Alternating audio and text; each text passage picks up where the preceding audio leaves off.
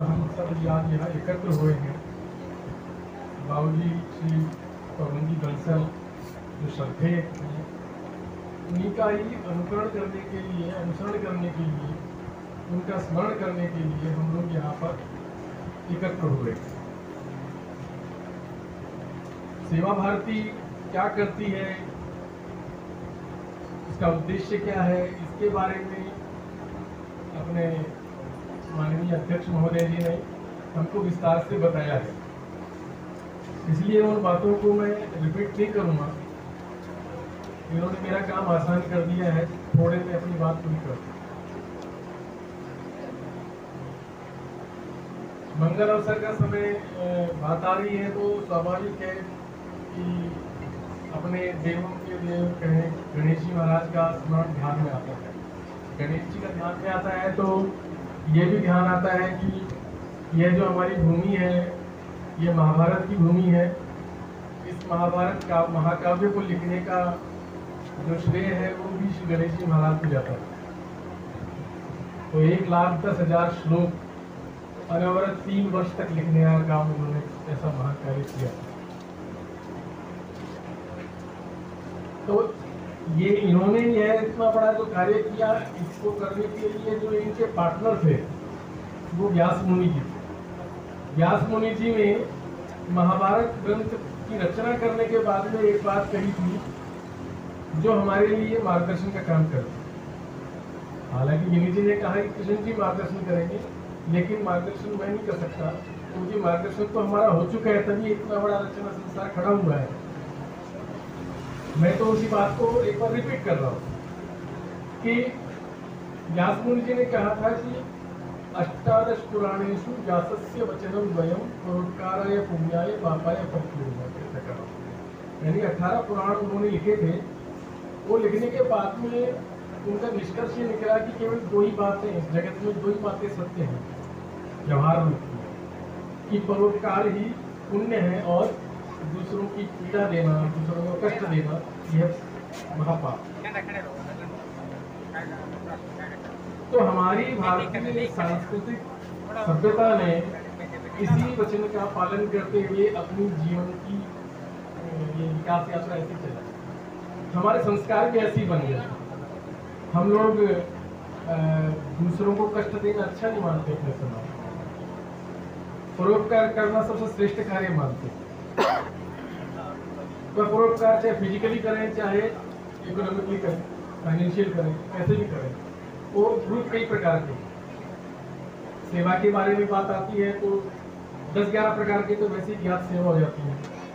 माता पिता की सेवा से लेकर, गुरुजनों की सेवा से लेकर के, और बात करते हैं कि संतों की सेवा है, प्रभु सेवा है, ये दुखी जनों, दीन दुखी जन है उनकी सेवा है, गौ सेवा है। ऐसी अनेकों प्रकार की ऐसे आयाम हैं, डायमेंशंस हैं जिनके आधार पे हम ये परोपकार कर पाते हैं, पुण्य लाभ कर पाते हैं। ऐसा एक पुण्य लाभ का एक गणित हमें समाज में संतों ने बताया। वस्तुतः क्या है, यह समाज तंत्र को संतुलित करने का प्रयास है। ये पुण्य का जो पक्ष रखा है ये केवल भावनात्मक मोटिवेशन है, इमोशनल मोटिवेशन है कि हमारे पुण्य संचय हो जाएंगे, हमारा जीवन सफल हो जाएगा, केवल इसमें। अन्यथा अपने सामाजिक तंत्र को बैलेंस करने के लिए ऐसी व्यवस्थाएं बनाई गई कि हम सब लोग दूसरों के काम आने लगे, दूसरों के बारे में ज्यादा सोचने लगे। तो छोटे छोटे प्रयोग किए गए। सेवा का संस्कार हम कहाँ से देना शुरू करते हैं? बच्चे का जन्मदिन आता है। बच्चे का जन्मदिन आता है तो प्रारंभ से अपने भारतीय संस्कार की बात कर रहा हूँ मैं। हमारी परंपरा कैसी रही है उसकी बात कर रहा हूँ। अभी जो हैप्पी बर्थडे मनाते हैं मैं उसका उल्लेख नहीं कर रहा, उसको बताने की आवश्यकता नहीं है, वो आप सब भली बात ही जानते हैं। तो जन्मदिन मनाया जाता है, यानी मंगल दिवस है। उस दिन उस बालक के हाथों दान पुण्य कराया जाता है। चाहे वो चींटियों को आटा डालने की बात है, चाहे वह चिड़ियों को दाना डालने वाली बात है, गौ को रोटी देने की बात है, चारा देने की बात है, इनसे शुरुआत होती है। फिर वो आगे किसी दीन दुखी को, भूखे को भोजन भी कराता है, फिर भोजन करता है। बड़ा होने के बाद में अपने जीवन में कुछ ऐसे नियम बना लेता है कि पहले वह ऐसा परोपकार करेगा कि दूसरों के कष्ट हरने का प्रयास करेगा, उसके बाद में अपना पेट भरेगा। ऐसी श्रेष्ठ परंपराओं के अंतर्गत वो आता है। तो अभी हम उन्हीं के आदर्शों को देखते हुए, जैसा कि सुशील जी ने ध्यान कराया कि सेवा भारती पूरे देश भर के अंदर जो एक बड़े स्केल पे काम करती है, ये जैसा एक आज हमारा एक सेंटर है, इसके अंदर 4-5 प्रकार के सेवा प्रकल्प हमने चला दिए विभिन्न प्रकार के, जिनसे उन सब लोगों को लाभ हो रहा है जो लोग बहुत असामान्य जीवन जी रहे हैं, निर्धन जीवन जी रहे हैं और उनको आसानी से सहायता नहीं मिल पाती है, तो उनको एक सपोर्ट होता है, ऐसा सपोर्ट देने की व्यवस्था है। तो पूरे देश भर में 1,30,000 सेवा कार्य हम सब चला रहे हैं। कोई बाल संस्कार केंद्र कहें या एजुकेशन सेक्टर की बात करते हैं तो 90,000 से ज़्यादा ऐसे सेवा के प्रोजेक्ट सेवा भारती के माध्यम से चलाते हैं जो एजुकेशन सेक्टर में चलते हैं। लगभग 60,000 से ज़्यादा 22,000 से ज़्यादा हमारे शिक्षा के स्वास्थ्य के संबंध हेल्थ सेक्टर में अपने प्रोजेक्ट चलाते हैं। स्वावलंबन के लिए भी इसी प्रकार से है, तो कुछ सामाजिक गतिविधियों के लिए करनी होती है, ये इन्होंने बताया। अभी इसमें जो मुख्य उद्देश्य क्या है हमारा ये सेवा कार्य करने का, तो हम चरणबद्ध तरीके से जो फाइनल स्टेज पे पहुंचते हैं वो हम एक बार बता के बात पूरी करते हैं। हम या अपना जो समाज तंत्र है या अपना जो चिंतन है, हिंदू चिंतन है, वो कभी भी नहीं चाहता कि आदमी हमेशा मांगता रहे, ऐसा कभी भी नहीं चाहता। इसलिए अपने समाज तंत्र की व्यवस्थाओं में इस प्रकार की प्रक्रिया कंटिन्यूसली चलती रहती है और हमारी मान्यता भी है कि सबका समय एक सा नहीं रहता, समय चक्र घूमता है। आज जो मांग रहा है कल देने वाली अवस्था में भी आ सकता है। इस बात को हम हमेशा स्वीकार करते हैं, मानते हैं, तो इसकी प्रक्रिया भी हम ऐसा आग्रहपूर्वक चलाते हैं। तो सेवा भारती इसी लक्ष्य को लेकर सामने लेकर के पहले स्टेज पे सबसे पहले काम करती है, जिसे हम तात्कालिक सेवा कहते हैं। जैसे ये रोटी कपड़ा मकान, इसके ऊपर काम करते हैं। तो भूखे को रोटी चाहिए, कपड़े चाहिए, इस तरह की व्यवस्था। इसके लिए सेवा भारती बहुत ज़्यादा इन्वॉल्व नहीं होती है, क्योंकि यह काम समाज के अंदर बहुत सारी संस्थाएं, बहुत सारी श्रेष्ठजन स्वाभाविक अपने संस्कारों की प्रेरणा से ये सारा काम करती है। सेवा भारती उस दूसरे चरण पे काम अपनी भूमिका करती है, जिसको स्वावलंबन कहते हैं। व्यक्ति अपने पैरों पे खड़ा हो जाए, 4 पैसे कमाने लायक अवस्था में आ जाए, ताकि वह अपने को तो ऐसी अवस्था में बनाएंगे कि वो मांगना ना पड़े किसी से, साथ ही अपने परिवार में अपने बच्चों का भी पेट पालना शुरू कर, यानी कि वहां पर उसके स्वाभिमान की रक्षा हो गई है, उसका स्वाभिमान खड़ा होने लग गया है। वह आप ये इस वर्किंग में आ गया, इस मानसिकता में आ गया कि अब मुझे मांगने की जरूरत नहीं है, अभी मैं स्वयं कमा सकता हूँ, स्वयं खिला सकता हूँ। जो अंतिम स्थिति है, वो अंतिम स्थिति आती है, उसे हम कहते हैं सेवक बनने वाली है। देना मानी जो सेवक बन जाता है, अभी तो मांग रहा था तो उसे सेवित कहते हैं, लेकिन अपनी आध्यात्मिक भाषा है सेवित। लेकिन जब वो देने की अवस्था में आता है, मानसिकता में आता है, तो वो सेवक बन जाता है। ये सेवक बनने वाली जो प्रक्रिया है, नीचे से लेकर के और ऊपर तक उठने की जो प्रक्रिया है, ये लंबी भी होती है और कठिन भी होती है। इसके लिए समाज के बड़े प्रयास करने पड़ते हैं, नहीं तो क्या होता है, जब संस्कार पूरा नहीं होता तो आदमी के पास पैसा आ जाता है, धन संपत्ति आ जाती है, लेकिन वो देने की मानसिकता में नहीं होता। तो कहीं एक बात चल रही थी, तो उसमें यही बात आई कि धनी में और सेठ में अंतर होता है। जिसके पास खूब पैसा है उसे धनी, संपन्न, रिच मैन ऐसा कहा जाता है, रॉयल फैमिली ऐसा भी कह सकते हैं, लेकिन उनको सेठ नहीं कह सकते। सेठ की जो परिभाषा है हमारे समाज के अंदर सुस्पष्ट है, वो श्रेष्ठ है। श्रेष्ठ किसको कहा है?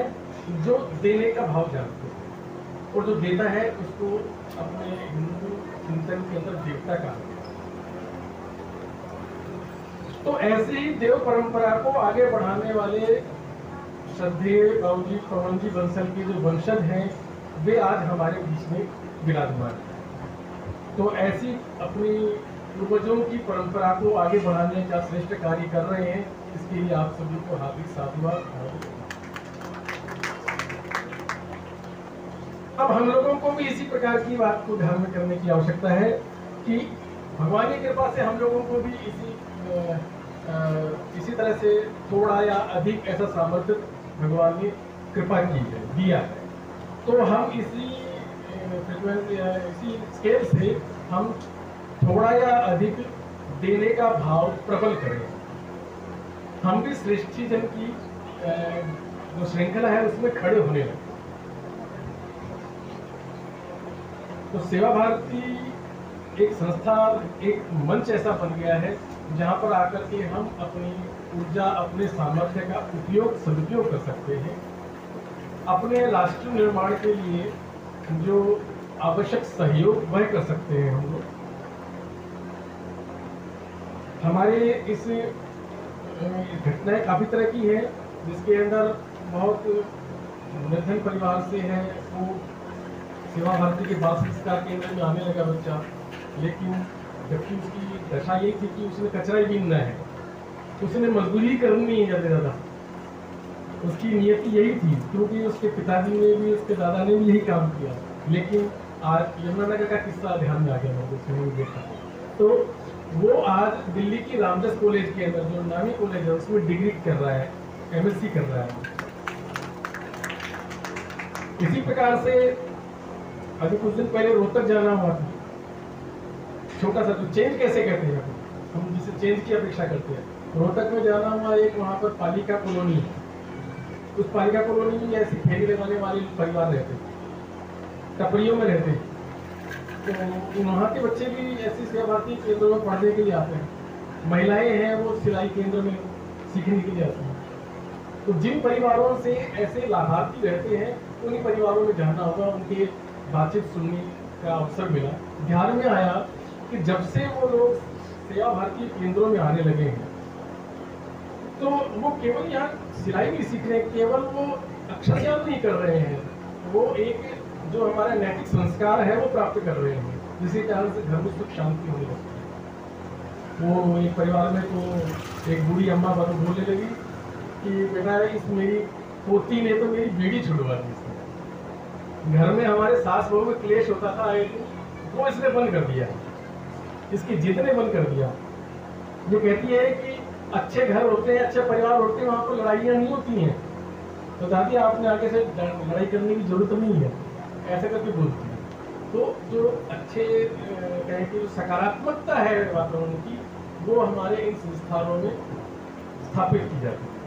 तो इसी प्रकार के सकारात्मक चिंतन, इसी प्रकार की सकारात्मक ऊर्जा को लेकर के हम लोग अपने पूरे समाज जीवन के अंदर इस पॉजिटिविटी को, सकारात्मक ऊर्जा को प्रसारित करेंगे और इस कार्य को और आगे प्रोत्साहित करेंगे। आज के अवसर पर मैं इसी पुण्य स्मरण को लेकर के अपनी बात समाप्त करूँ।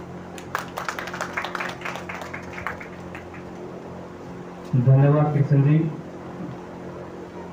इसके पश्चात मैं अपने गौशाला केंद्र की बहनों से निवेदन करूंगा, कृपया करके वो अपना गीत प्रस्तुत करें।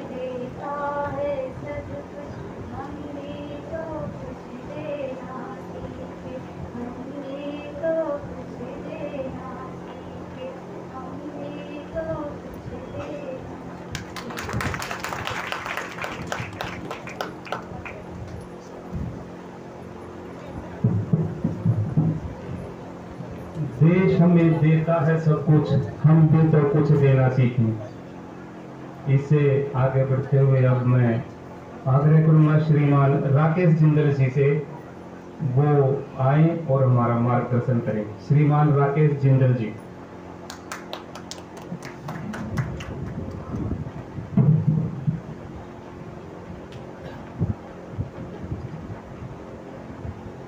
स्वर्गीय श्री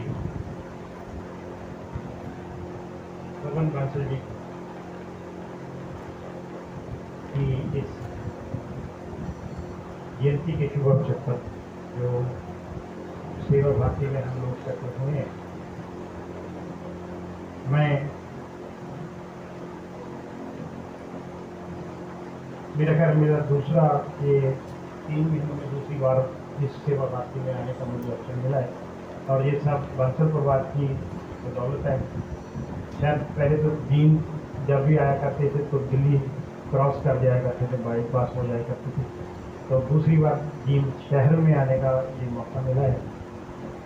तो मैं इस पिछली दफ़ा भी मुझे बोलने को कहा गया, तो पहले तो मैं बांसल परिवार का ये समझता हूँ बहुत बड़ा पुण्य का काम है कि उन्होंने एक सेवा भारती सेंटर को सारा ये दे करके जमीन जायदाद प्रॉपर्टी दी और इसमें सेवा भारती का काम चला।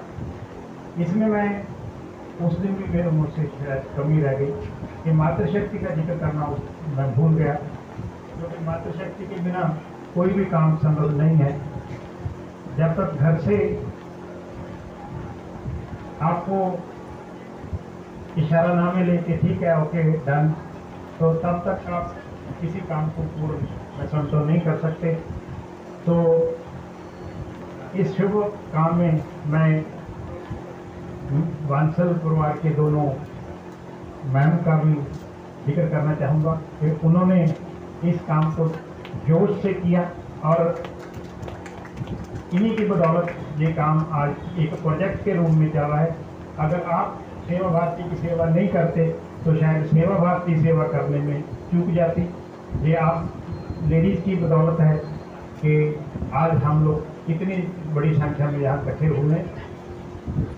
समाज में आप जैसे लोगों की ज़रूरत है, आप जैसे लोगों का आशीर्वाद समाज को चाहिए, तभी समाज में जो एक बैलेंस बनाना होता है बनता है। मैं इस मौके पर सेवा भारती के जो कार्यकर्ता हैं, जो सारे अधिकारीगण हैं, उनका भी धन्यवाद करूंगा कि उन्होंने हम लोगों को हम एक छोटे परिवार को यहाँ आने का मौका दिया, निमंत्रण दिया।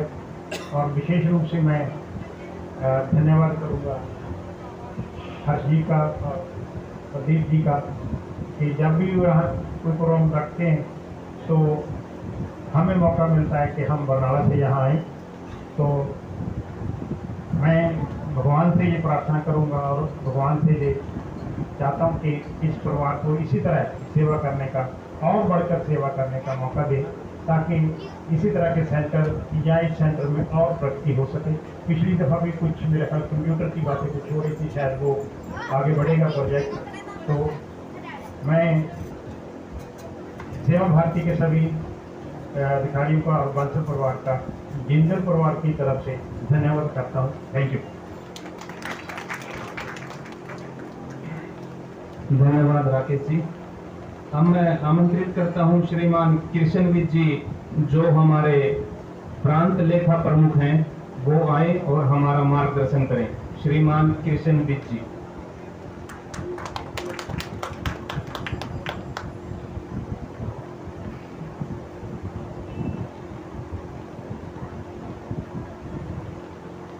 नमस्कार सभी।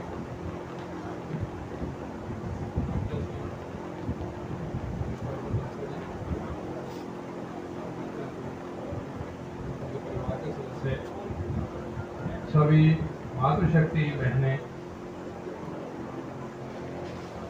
सेवा भारती के विषय में अभी तक उसके उद्देश्य के बारे में, उसकी स्थापना के बारे में या उसके कार्य करने का क्या कार्य क्षेत्र है और क्या कर रहे हैं, उसके बारे में विस्तार से अपना गुप्ता जी ने बताया और श्रीमान कृष्ण जी ने।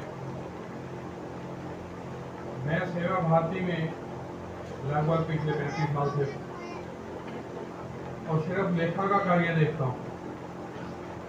तो किसी भी संस्था के लिए लेखांकन और लेखा का कार्य देखना ये महत्वपूर्ण इसलिए समझा जाता है कि कोई भी संस्था अगर चलती है, कोई भी संस्थान चलता है, तो बिना सामाजिक सहयोग के, बिना धन के कोई भी सहयोग अगर नहीं मिलता तो नहीं चल पाता। जहाँ तक सेवा की बात है तो सेवा एक मानवीय गुण है। हमें कोई भी ऐसा मानव शायद दिखाई देता हो जिसके मन में सेवा भाव ना हो। ये मान के चलते हैं कि हर एक के मन में सेवा भाव है। वो किसी भी रूप में, शारीरिक रूप में, आर्थिक रूप में, सामाजिक रूप में, किसी भी रूप में सेवा करते हैं या सेवा करना चाहते हैं। सेवा भारती ऐसी संस्था है कि जो मानवीय सेवा का गुण है उसको विकसित करने में अपना योगदान देते हैं और ये प्रयास करते हैं कि जो निर्धन, वंचित या उपेक्षित समाज हमारे से अलग रह रहा, उनको सेवा की बहुत ज़्यादा आवश्यकता है। उन क्षेत्रों में जाके अपना सेवा का कार्य करें और प्रयास ये करें कि आज जो सेविक हैं, अर्थात जिनकी हम विभिन्न माध्यमों से सेवा कर रहे हैं, कल को हम उन्हें इस योग्य बनाएं कि वो भी समाज में आगे बढ़कर सेवा करें। उस सेवा कार्य को करने के लिए जिस प्रकार बताया गया कि सेवा भारती के 4 आयाम, शिक्षा, स्वास्थ्य, स्वावलंबन और सामाजिक, ये 4 आयामों के द्वारा सेवा भारती अपना कार्य करती है। हरियाणा में हमारे सेवा कार्यक्रमों के लगभग शिक्षा के क्षेत्र में 169 केंद्र हैं, स्वास्थ्य के 52 केंद्र हैं, सामाजिक कामों के लिए 49 केंद्र हैं और स्वावलंबन के 130, लगभग 396 के लगभग हमारे केंद्र चल रहे हैं, जो कि कोरोना काल से पहले 500 से अधिक थे। लेकिन कोरोना काल 2 साल रहा तो उस दौरान कुछ सेवा कार्य बंद हो गए, नहीं चल पाए। और कुछ ऐसा है कि कोरोना काल में हम समाज से जो सहयोग प्राप्त करते हैं वो सहयोग भी प्राप्त नहीं कर पाए, जिसके कारण कुछ सेवा कार्य समय से पूर्व बंद हुए। अब हमारा प्रयास ये है कि जो सेवा कार्य हमारे पहले चल रहे थे कोरोना काल से पहले, उनको दोबारा से शुरू किया जाए। और मैं जैसे मैंने बताया कि सेवा भारती के लेखा का काम देखता हूँ, तो मेरा यह दायित्व बनता है कि आप सभी से, प्रबुद्ध समाज से ये निवेदन करूँ कि सेवा के कार्य में आप अपना सहयोग बढ़ चढ़ के दें, ताकि सेवा कार्य जो हमारे किसी कारणवश बंद हो गए थे उनको चलाया जा सके। ये जो आप सेवा सदन देख रहे हैं, ये बंसल परिवार की तरफ से सेवा भारती को एक अमूल्य भेंट है। ये वृक्ष वट वृक्ष कहे जिसको, कि जो जींद निवासियों के लिए बहुत अच्छा काम कर रहा है। यहाँ फिजियोथेरेपी सेंटर चलता है, कंप्यूटर सेंटर चलता है, डिस्पेंसरी चलती है। ये वट वृक्ष तो लगा, लेकिन आज की तिथि में इस वट वृक्ष को सींचने के लिए हमें आपके सहयोग की भी आवश्यकता है।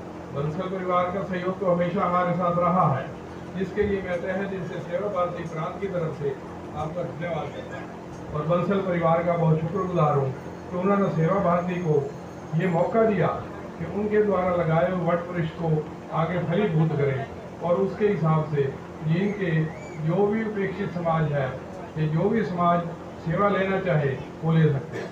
बहुत नॉमिनल अमाउंट, सिर्फ 30 रुपये में आपकी सेवा ये करते हैं।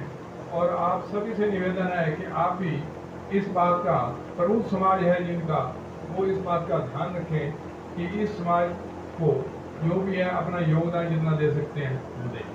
सेवा भारती की तरफ से मैं आए हुए सभी सज्जनों का, सभी माताओं बहनों का और सभी भाइयों का धन्यवाद करता हूं और जिन जिला के सेवा भारती कार्यकारिणी की तरफ से इस प्रोग्राम को किया गया उसके लिए भी आप सबका धन्यवाद करता हूं। धन्यवाद। धन्यवाद कृष्णवीर जी। अंत में श्रीमान हर्षवर्धन जी से मेरा निवेदन है वो आए और हमारा मार्गदर्शन करें। श्रीमान हर्षवर्धन जी।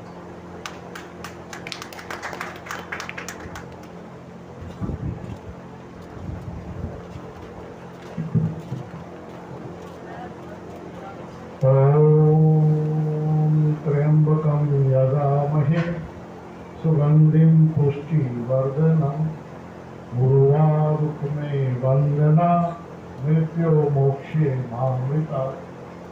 हे तीन नेत्र वाले भगवान शिव हमें बल बुद्धि पुष्टि दे, और जब हमारी मृत्यु हो तो जैसे खरबूजा पकने के बाद बेल से स्वतः ही अलग हो जाता है, उसी तरीके से हमारा जीवन का अंत हो और हमें मृत्यु के बाद मोक्ष की प्राप्ति हो। ये पवित्र मंत्र मेरे पिताजी बाबूजी पवन कुमार बंसल जी बचपन से ही हमें सुनाते थे और गाते थे, और उनका जीवन इस मंत्र के साथ ही रहा।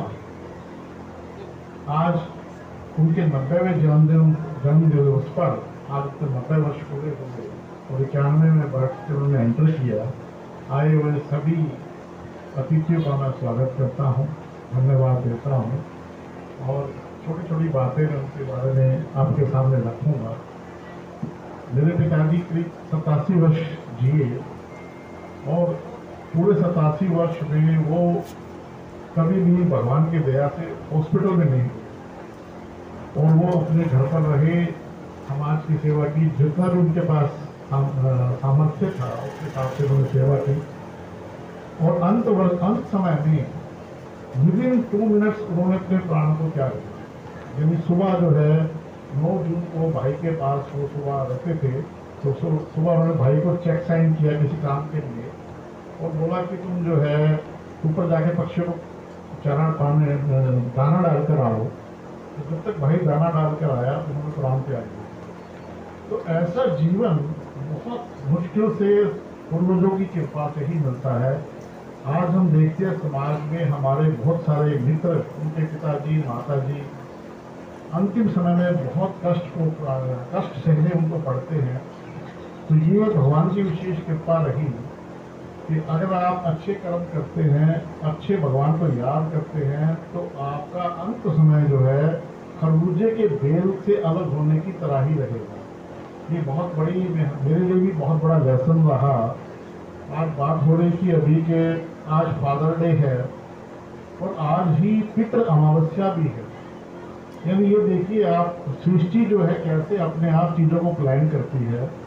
पिछले दिनों बात हो रही थी कि 9 जून को फादर के पुण्यतिथि पर प्रोग्राम रखा जाए, तो फिर एक बात चली कि नहीं 18 जून बेटर है, क्योंकि हंसी खुशी के माहौल में प्रोग्राम हो तो अच्छा लगता है। तो आज क्योंकि उनका बर्थडे है तो बर्थडे में हम खुशी मनाते हैं, पुण्यतिथि पर उनको हम श्रद्धांजलि अर्पित करते हैं। तो मुझे बिल्कुल भी नहीं पता था कि शायद आज ही फादर डे भी है, क्योंकि पिछले 4 दिन से जो है वो प्रोग्राम चल रहा था 16 से 19 फादर डे, क्योंकि मैं तो 16 से 19 फादर डे चल रहा है। क्योंकि हमारे कुछ मॉल भी हैं और हम मॉल्स के अंदर इन चीज़ों का बड़ा फायदा उठाते हैं कि फादर डे है, लोग आए अपने फादर के लिए गिफ्ट लें और अपने कुछ परिवार के लिए गिफ्ट ले, इस बहाने हमारा मॉल चलता है और वो फादर डे हो जाता है।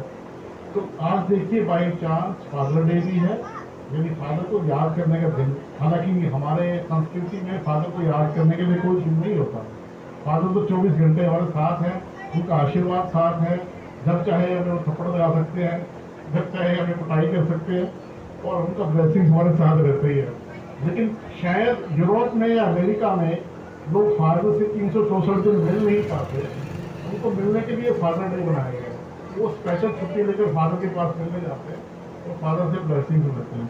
और ऐसे ही हिंदू संस्कृति में जो पितृ अमावस्या है, ये अपने पिताजी की दिवंगत आत्मा की शांति के लिए याद करने का दिन है। यानी एक दिन जो हिंदू संस्कृति और उसके साथ साथ पश्चिमी संस्कृति, दोनों ही संस्कृति एक ही दिन समागम होना प्रभु का विशेष कृपा है। और ऐसी कई कृपाएं मैं अपने जीवन में देख चुका हूँ। ये मेरे लिए फर्स्ट टाइम नहीं है। मेरे पिताजी, जैसे मैंने बताया, 87 वर्ष तक जो है कभी हॉस्पिटल भगवान की दया से नहीं गए। अंतिम समय में इनकी शुगर थोड़ी लो हुई और भाई ने उनको हॉस्पिटल में एडमिट करवाने के लिए मुझे बोला। तो मैंने कहा ठीक है, आप एडमिट कराइए, मैं दिल्ली रहता हूँ, भाई गुड़गांव रहता है। तो मैंने कहा आप एडमिट कराइए, मैं हॉस्पिटल में आता हूँ। ये बात है 19 मई 2020 की। आप देखिए उस दिन जो है, उस समय कोरोना अपने चरम काल पर था और पूरी दिल्ली, पूरा गुड़गांव बंद था, यानी आप घर से बाहर निकल नहीं सकते थे। तो मेरे मन में कहीं ख्याल आया, मैंने बोल तो दिया, पर मैं गुड़गांव पहुंचूंगा कैसे। फिर लगा भी पिताजी की बात है तो चाहे लेट कर जाना पड़े, चाहे पुलिस के डंडे खाने पड़े, चाहे गोली खानी पड़े, पिताजी लोग तो जाएंगे। तो मैं घर से चल पड़ा ये सोचकर कि कुछ 1000-2000 रुपये किसी पुलिस वाले को दूंगा, किसी के फ़ोन करवाऊंगा, सिफारिश लगाऊंगा और पिताजी के पास पहुंच जाऊंगा। आप शायद जानकर हैरान होंगे कि जब मैं बॉर्डर पर पहुंचा, दिल्ली गुड़गांव बॉर्डर पर, बॉर्डर खुले हुए थे और मुझे पता लगा कि आज ही सुबह 9 बजे बॉर्डर खुलने का आदेश है। यानी मैंने किसी को कोई फ़ोन नहीं किया, कोई प्लानिंग नहीं की, अपने आप उन्होंने अपनी व्यवस्था कर दी और बॉर्डर खुल गया। 19 तारीख से लेकर 28 तारीख तक वो हॉस्पिटल में रहे और 19 से 28 में daily Gurgaon Delhi up down करता था और वो बॉर्डर खुले ही रहे। जैसे ही 28 तारीख को वो शिफ्ट होकर भाई के पास घर पहुंचे, 29 तारीख को बॉर्डर से बंद। क्या ये सिर्फ कोइंसिडेंस है? मैं इसको नहीं मानता। जैसे आज फादर डे और बताया पिछली अमावस्या है, ये सिर्फ उनके द्वारा या हमारे पूर्वजों के द्वारा किए गए कर्मों का ही ऐसे फल मुझे लगता है। आज ही सुबह मैं अनिरुद्धाचार्य जी की, कई बार मैं सुबह सुबह कथा सुनता हूँ टीवी में, जैसे छोटा बड़ा नाते धोते और कथा चलती रहती है। मेरी पत्नी जो है अनिरुद्धाचार्य जी की बड़ी फैन है। तो उसमें बताया गया कि जो भी हम कार्य करते हैं, जो भी हम पुण्य करते हैं, उसका फल आपकी संतान को मिलता है। इसमें कोई दो राय नहीं है।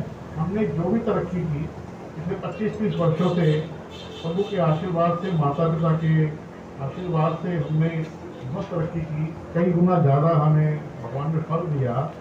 और जब हम तरक्की पर चल रहे होते शायद हम सोच नहीं पाते, परंतु जब उनके जाने का वक्त आया तो बैठक हुई, उसमें काफ़ी चर्चाएं हुई। तब मुझे एहसास हुआ कि आपकी तरक्की में ओनली एंड ओनली आपके फादर का किया हुआ पुण्य कार्य ही आपको तरक्की दे सकता है। तो मेरा आपसे कहने का जो भाव इतना ही है, आप अपने जीवन में जो भी पुण्य कार्य करेंगे वो कभी भी फेल नहीं होंगे। उनका फल आपकी संतान को निश्चित ही मिलेगा, इसमें कोई किंतु परंतु है ही नहीं। अनिरुद्धाचार्य जी ने फिर बताया कि जैसे आप अपनी विल लिखते हैं तो जो आपके पास विल लिखने वाला होता है वो सिर्फ और सिर्फ वही लिखता है जो आप उसको बोलते हैं। आपने बोला मेरी एक बिल्डिंग है, मेरी एक गाड़ी है, मेरी एक जमीन है, वो लिखने वाला लिखता रहता है, आप इस बेटे को दे दीजिए, इस बेटी को दे दीजिए, भतीजे को दे दीजिए, वो वैसे ही लिखता रहता है। ऐसे ही जब हम कोई पुण्य कार्य करते हैं तो हमारे जो भगवान है, गॉड है, उनके जो उन्होंने काफ़ी सारे लोगों की ड्यूटी लगा रखी है, वो आपके द्वारा किए गए कार्य को हैंड टू हैंड लिखते हैं कि ठीक है जिन्होंने अच्छा कार्य किया तो इनका फल इनके पुत्र को तुरंत दे दो या थोड़े दिन बाद दे दो। अच्छा कार्य किया इनकी पुत्री को दे दो, इनके भतीजे को दे दो, इनको भांजे को दे दो। तो जो भी आप पुण्य कार्य करेंगे वो कभी भी फेल नहीं जाएगा, व्यर्थ नहीं जाएगा, वो हमेशा हमेशा ही काम आएगा ही आएगा। तो मेरे पिताजी जो है कोई बहुत बड़े धनी नहीं थे, जैसे माननीय कृष्ण जी ने बताया कि धनी और सेठ दो तरह के लोग हैं। तो मैं मानता हूँ वो धनी बिल्कुल नहीं थे, वो सेठ जरूर थे। बहुत ही कम आय में, बहुत ही कम धन में अपना गुजारा करते थे। छोटे से टीचर थे गवर्नमेंट स्कूल में, और परंतु अत्यंत मेधावी थे, मेहनती थे, स्वावलंबी थे। 10वीं कक्षा करने के बाद उन्होंने जीबीटी किया और गवर्नमेंट स्कूल में टीचर बने। और पढ़ते पढ़ते ही, जॉब करते करते ही उन्होंने बीए किया, जॉब करते करते इन्होंने बीएड किया और बहुत ही अच्छे मार्क्स में किया।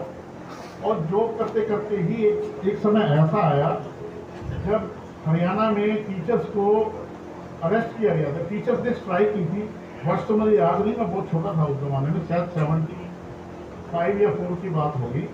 तो टीचर्स की स्ट्राइक हुई थी और टीचर्स को उठा के जेल में डाला गया था। तो पिताजी को भी उन्होंने तिहाड़ जेल में उस टाइम बंद कर दिया। तो मेरे ताऊजी जो 93 ईयर्स के हैं, उन्होंने मुझे लास्ट टाइम बताया कि उस दौरान आपके पिताजी जो है जेल में ही पढ़े और जेल से ही उन्होंने एमए के पेपर दिए और प्रथम फर्स्ट क्लास में वो पास हुए। तो ऐसे मेहनती, उसके बाद उनका जीवन कैसा रहा, हम यहाँ से द्रौपदी, नरवाना, बहुत जगह आसपास उनकी ड्यूटी रहती थी। हमें साइकिल पर बिठाकर अपने स्कूल लेकर जाते थे। हम बचपन में जब पढ़ते थे, आकर बच्चों को ट्यूशन पढ़ाते थे यहाँ पर। यानी पहले अपना खुद पढ़ना, फिर बच्चों को पढ़ा कर आना, फिर बच्चों को लाना ले जाना, उसके बाद ट्यूशन पढ़ाना, उसके बाद जो भी धन अर्जित करते थे उससे हमारा निर्वाह करना, और जो छोटे मोटे पैसे बचते थे उससे समाज की कोई ना कोई छोटी मोटी सेवा करना। ऐसा उनका जीवन रहा, जिससे हमने ये सब सीखा। और जहाँ तक सेवा भारती की बात है, सेवा भारती बहुत बड़ी संस्था है, हमारे भारतवर्ष के ग्रास रूट तक फैली हुई है। जगह जगह ये छोटे छोटे संस्थान फैली हुई है, पर ये बहुत बड़ी संस्था है। करोड़ों लोग इसमें काम करते हैं, करोड़ों लोग इसमें सेवा देते हैं। 1 लाख से ऊपर इसके प्रकल्प चलते हैं। और जैसे बताया 90,000 शिक्षा में, 60,000 स्वास्थ्य में, मल्टीपल टाइप के काम करते हैं। और हमारा जो ये भवन है, ये सुदामा के चावल समान भी नहीं है। अगर आप इसको देखें तो सेवा भारती के पास बड़े से बड़े धनाढ्य, बड़े से बड़े लोग, बड़े से बड़े उद्योगपति, बड़े से बड़े, इनके कई एकड़ों में फैले। मैं एक समालखा में मैं प्रोग्राम में गया था, 28 एकड़ के अंदर सेवा भारती का वहाँ केंद्र है। तो कहाँ 28 एकड़ में चलने वाले केंद्र, हजारों एकड़ में चलाने वाले सेवा भारती, एक छोटे से 125 गज के मात्र छोटी सी जगह में ही इतना मान सम्मान देना, इतना उसको याद करना, इतना उसको सुपयोग करना, ये सेवा भारती का ही परिचय है। सेवा भारती की वजह से पॉसिबल हो पाया है। बहुत सारे लोग सेवा भारती के बारे में जानते नहीं है। मेरा सबसे ये रिक्वेस्ट भी रहेगी कि आप सेवा भारती के बारे में जरूर पढ़ें, समझें और अपने आसपास के दोस्तों को, मित्रों को सेवा भारती के बारे में बताएं। बहुत ही पवित्र कार्य है। समाज के अंतिम व्यक्ति तक सबको साथ लेकर चलना, ये बहुत बड़ी बात है। जैसे भगवान राम जो थे, उन्होंने जो रावण को मारना था या युद्ध करना था, उनको कोई केवट की या निषाद राज की या जामवंत की जरूरत नहीं थी। वो 10 अपने फ्रेंड राजा को बुलाते और साथ लेके अटैक मारते थे। तो न्यूक्लियर, उस जमाने में जो तीर थे वो न्यूक्लियर बम भी थे, तो न्यूक्लियर बम छोड़ते, रावण की लंका नष्ट हो जाती, सीता माता को ले आते। परंतु उन्होंने निषाद राज को, उन्होंने जामवंत को, उन्होंने केवट को, किस किस का उपयोग किया, ये सेवा भारती उसी को फॉलो करती है कि हम समाज के हर वर्ग को साथ लेकर चले, समाज के हर वर्ग को जोड़ें और अंतिम व्यक्ति तक छोटी से छोटी चीजों को अपने वहां तक पहुंचाए। यही सेवा भारती का उद्देश्य है। बाकी मैं बहुत ज्यादा इसके बारे में नहीं जानता। मेरे पिताजी और हमारे ताऊजी बचपन से ही शाखा में जाते रहे, वनवासी कल्याण केंद्र और बहुत सारे सेवा भारती के कार्यक्रमों से शुरू से जुड़े रहे। यही शिक्षा उन्होंने हमें बचपन से दी। टीचर होने के कारण, गवर्नमेंट टीचर होने के कारण बहुत ज़्यादा वो आरएसएस में, सेवा भारती में डे टू डे इन्वॉल्व नहीं हो पाते थे, क्योंकि गवर्नमेंट के सर्विस में कुछ रिस्ट्रिक्शंस भी रहती थी। उस जमाने में कांग्रेस के राज पर रहते थे, तो लेकिन जितना भी उनसे बन पाता था वो जरूर करते थे। तो उसी को आगे बढ़ाते हुए हम बिल्कुल कोशिश करेंगे और जितना भी साथ जुड़ पाएंगे, जो सेवा हो पाएगी करेंगे। और सेवा भारती में हमें इतना मान सम्मान दिया, बुलाया, पूरे परिवार का आदर सत्कार किया, उसके लिए कोई शब्द नहीं हो सकते। मैं हृदय से, बहुत दिल से उनको धन्यवाद देता हूँ। पिताजी की तरफ से उनको आशीर्वाद देता हूँ। जिंदर साहब ने एक छोटी सी बात बोली, माता शक्ति वाली, ये बात सही है। जब तक आपकी वाइफ, आपकी मदर आपके साथ नहीं देंगी, तब तक आप किसी भी कार्य में आगे नहीं बढ़ सकते। और मेरी मदर से बड़ी तो शायद कोई इसका एग्जाम्पल हो ही नहीं सकता। मेरे फादर का जब अंतिम समय आया, उस टाइम 9 जून 2020 की बात है, तो बड़े बड़े लोग चाहकर भी अपने माता पिता की याद में कई बार कुछ नहीं कर पाते। परंतु आप जानकर हैरान होंगे कि अगले 15 दिन में ही मेरा परिचय माननीय जितेंद्र जी और कुछ सेवा भारती के लोगों से हुआ। तो तभी तुरंत बात चली कि ऐसे ऐसे जमीन है, उसको जो है हम देना चाहते हैं। यानी 9 जून से लेकर 18 अक्टूबर को इस भवन का भूमि पूजन हुआ था। यानी सिर्फ 4 महीने में सारी व्यवस्थाएं होना, पुराना मकान टूटना, पुराना नया नक्शा बनना, नक्शा पास होना और उसका भूमि पूजन होना, और वो भी पूरे कोरोना काल के अंदर, ये बहुत बड़ी बात रही। माता जी को जब पता लगा तो उनको ऑब्वियसली बहुत खुशी मिली, और हमने इसका भवन का नाम रखा पवन कुमार बंसल सेवा समिति। और माता जी तो पीछे रहने वाली थी नहीं, माता जी ने डिसाइड करा कि इसकी भवन की ओपनिंग से पहले ही मैं चली जाऊंगी, ताकि मेरा नाम साथ ही जुड़ जाए, ऐसे ना हो पीछे से मैं अकेली रह जाऊं। तो माता जी ने उसी वर्ष 6 नवंबर को सेम बिना किसी तकलीफ दिए मेरे सामने, भाई के सामने, मेरी सिस्टर के सामने हंसते गाते हुए अपने प्राण त्यागे। यानी पिताजी से भी आसान मृत्यु उनको मिली, उनकी इच्छा शक्ति उनके हाथ में थी, और उन्होंने मुझे बुलाया, मैं आया तो उन्होंने अपने प्राण त्याग दिए। और उनकी कोई देखो ऐसी प्लानिंग रही कि जब हमने 10 अक्टूबर को इसका ओपनिंग करने की बात हुई तो सेवा भारती की तरफ से खुद प्रस्ताव आया कि क्योंकि ये माता जी नहीं है तो माता जी का नाम पिताजी से भी आगे लिखा जाए। तो संतोष पवन बंसल जो है फिर इसका नाम रखा गया। तो ये बात सच है, जिंदर साहब को मैं धन्यवाद देना चाहूँगा याद दिलाने के लिए कि आपकी जो वाइफ है या आपकी मदर है वो आपके हर काम में अगर आपका साथ दे तो फिर आपकी शक्ति कई गुना बढ़ जाती है। तो बहुत बहुत धन्यवाद। गर्मी काफ़ी है, आप सब समझ रहे हैं कि इस गर्मी में आप बैठे हैं, बातें सुन रहे हैं, उसके लिए बहुत बहुत धन्यवाद। अंत में मैं सेवा भारती को विशेष रूप से दोबारा हार्दिक धन्यवाद देना चाहूँगा कि छोटे से इस भवन को इन्होंने इतने सुपयोग में काम पे लगाया और हम सबका इतना मान सम्मान दिया। बहुत धन्यवाद। जय श्री राम। जय श्री। एक छोटी सी बात में और भूल गया था, बाद में याद जाता हूँ। मेरे एक दोस्त ने मुझे पिछले दिनों कहा कि सेवा भारती के बारे में बात चल रही थी, तो उसका एक स्लोगन है नर सेवा नारायण सेवा। तो हम 3-4 दोस्त बैठे आपस में विचार कर रहे थे, तो एक दोस्त ने कहा नर सेवा एवं नारायण सेवा सेवा भारती का स्लोगन है, यानी मनुष्य की भी सेवा और भगवान की भी सेवा, ये इसका स्लोगन है। मेरे एक दूसरे दोस्त ने जो एजुकेशन लाइन से है उसने कहा नहीं, इसमें थोड़ी करेक्शन है, तो मैं करेक्शन आपके सामने लाना चाहूंगा। नर सेवा ही नारायण सेवा, ये सेवा भारती का उद्देश्य है, यानी नर की सेवा करने से ही हम भगवान की सेवा कर पाते हैं, यही सेवा भारती का लक्ष्य है। बहुत बहुत धन्यवाद। धन्यवाद हर्ष जी। अब अंत में एक पारितोषिक समारोह रखा गया है। इसमें हम हमारे प्रकल्पों पर जो डॉक्टर्स हैं, अध्यापिकाएं हैं, अध्यापक हैं, उनको एक सम्मान पूर्वक पुरस्कार देंगे। इससे पहले एक विशेष है हमारे श्री मंगत राम जी, जो इस भवन पर